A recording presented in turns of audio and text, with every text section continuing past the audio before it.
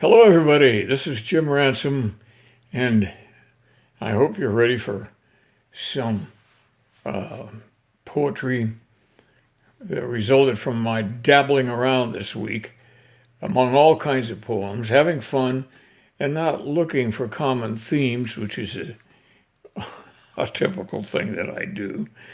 So what I have for you today is a mixture of poems. No point in trying to look for similarities among them. There may be some, but I'm blissfully unaware of what they might be. If you find any, please send me an email or a text and let me know.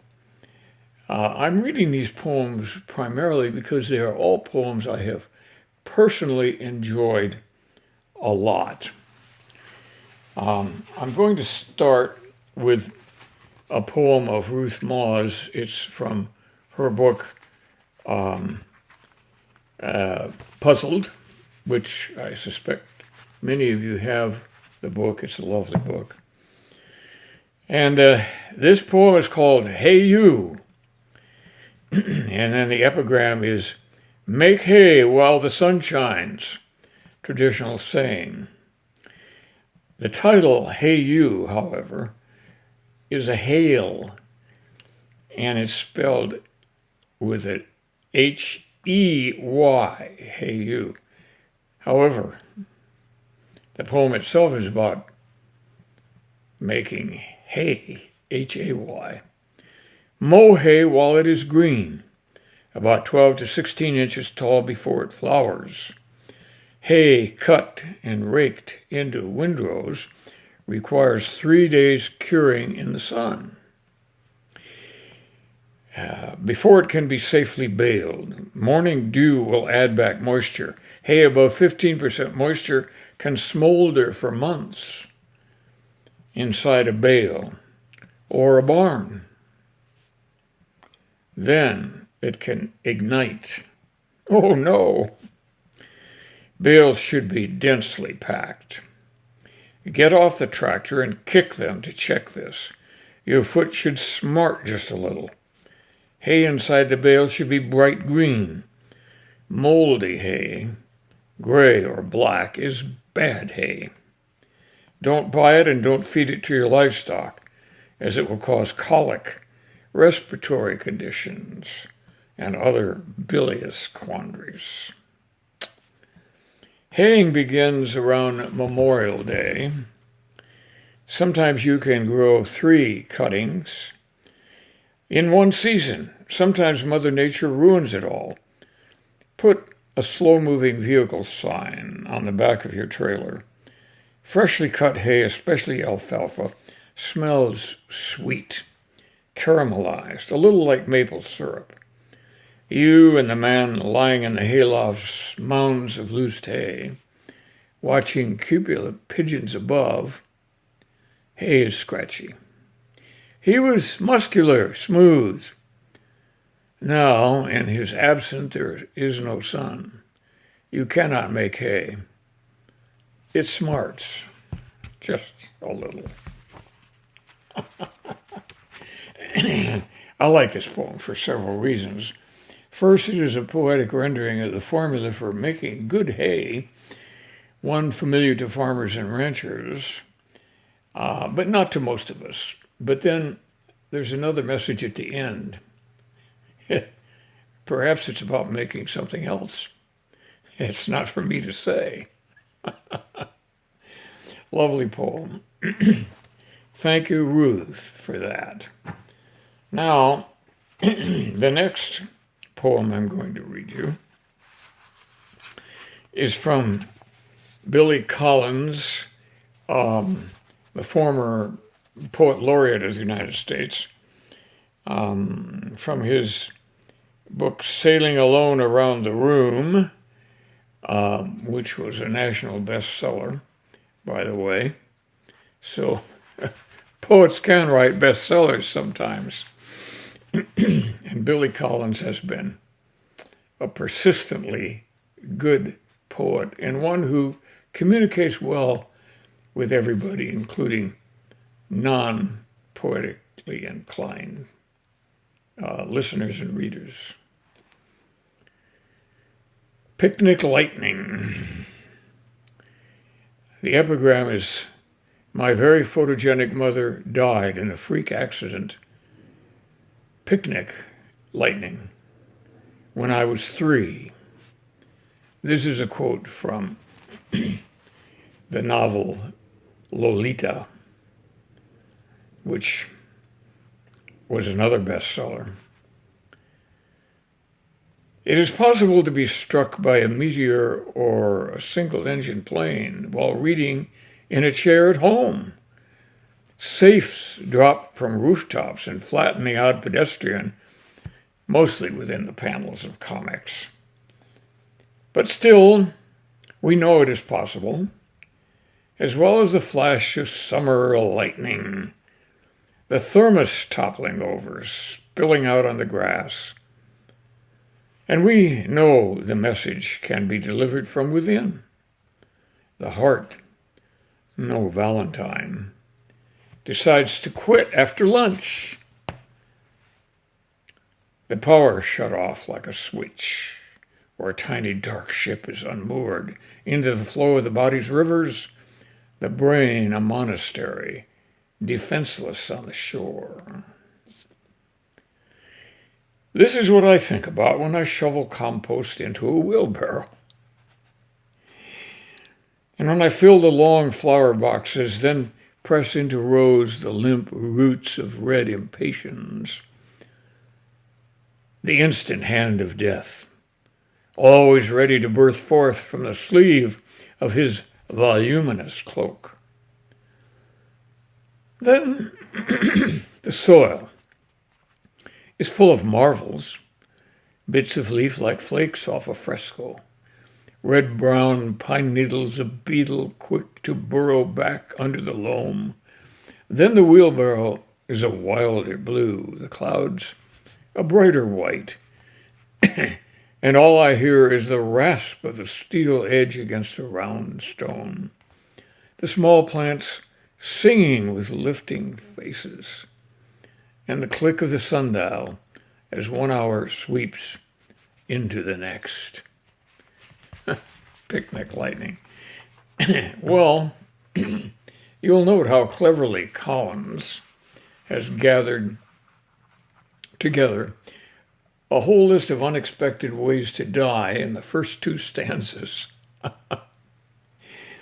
and then contemplates this in the third, but then in the last 2 stanzas, he comes back to the mundane and takes a closer look at what he is actually doing, gardening. And it is perhaps boring compared to the excitement stirred up in the beginning. I think he is telling me that life is more often than not the small plants singing, and not death by lightning at a picnic. I hope that's the message. Now let's move on to T.S. Eliot, of all people, and to his most famous book of poems. And I'm not talking about The Wasteland. No. I'm talking about this one here, Old Possum's Book of Practical Cats. I would be willing to wager that this little volume has sold more copies than all the other poetry of T.S. Eliot put together. Of course, I'm not counting the mandatory volumes purchased by libraries, and I'm not counting the mandatory copies that students of T.S. Eliot had to buy, required by the classroom professor who was really into Eliot, but who probably wasn't going to read to them or encourage them to read Old Possum's Book of Practical Cats.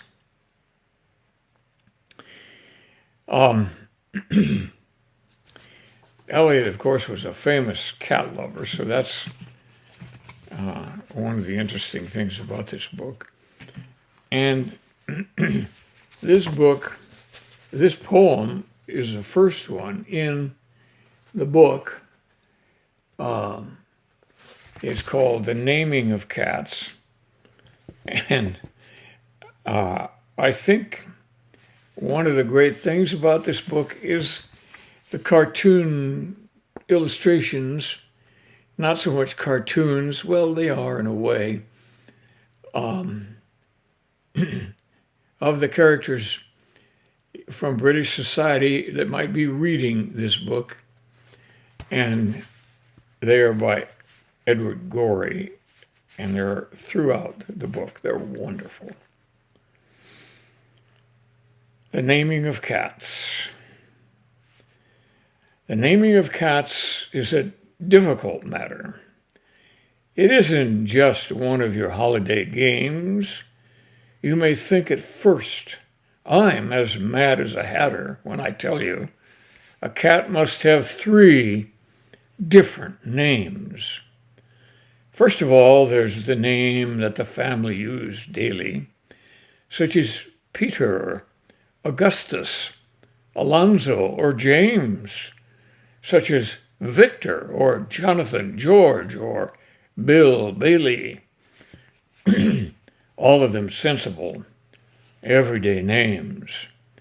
There are fancier names, if you think they sound sweeter, some for the gentlemen, some for the dames, such as Plato, Admetus, Electra, Demeter.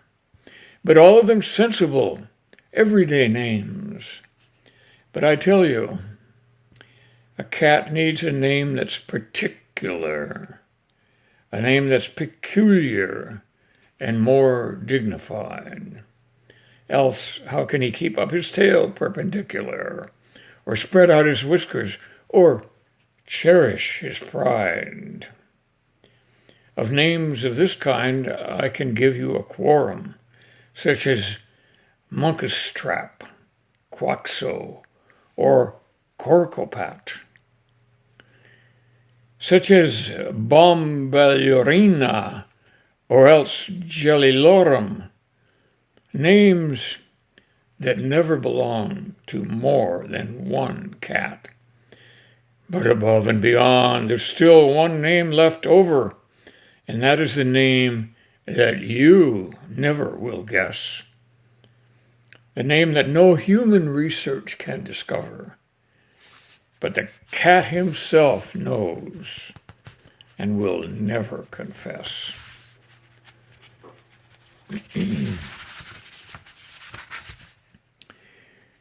When you notice a cat in profound meditation,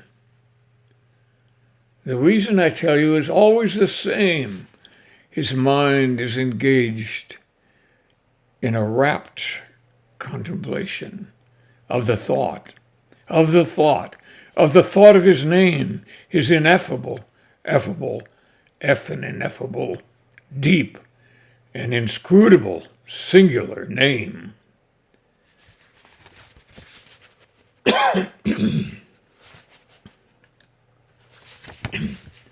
And there is a cat in the inscrutable position with a wonderful Edward Gorey drawing.